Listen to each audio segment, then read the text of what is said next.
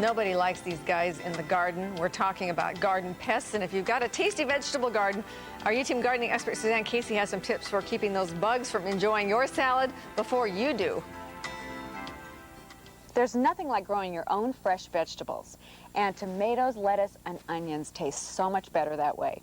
But there are times you'll find yourself being very frustrated, and that usually happens when the garden pests get to your veggies before you do.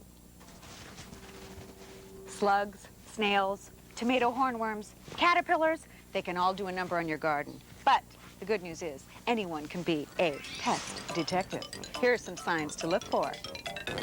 Now, aphids are very small, and they're very difficult to find because they camouflage themselves perfectly with the color of the plant. For those of you who grow tomatoes, you probably have these in your garden. They're tomato hornworms, and they have very large appetites. A sure sign of them is if your tomato stem has been stripped of its leaves. They get their name from the horn that grows at one end.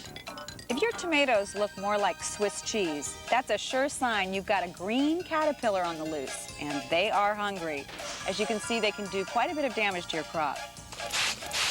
Now, it may seem as if these insects have taken over, but don't get discouraged. For every type of bug, there's usually a simple solution. And in most cases, insecticidal soap will do the job. Look what I found.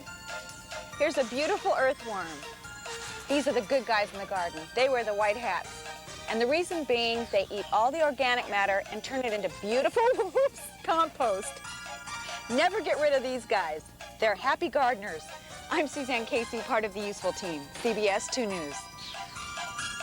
And for more of Suzanne's gardening tips, log on to our website at channel2000.com. We promise you happy gardeners. Like happy gardeners. We have more from our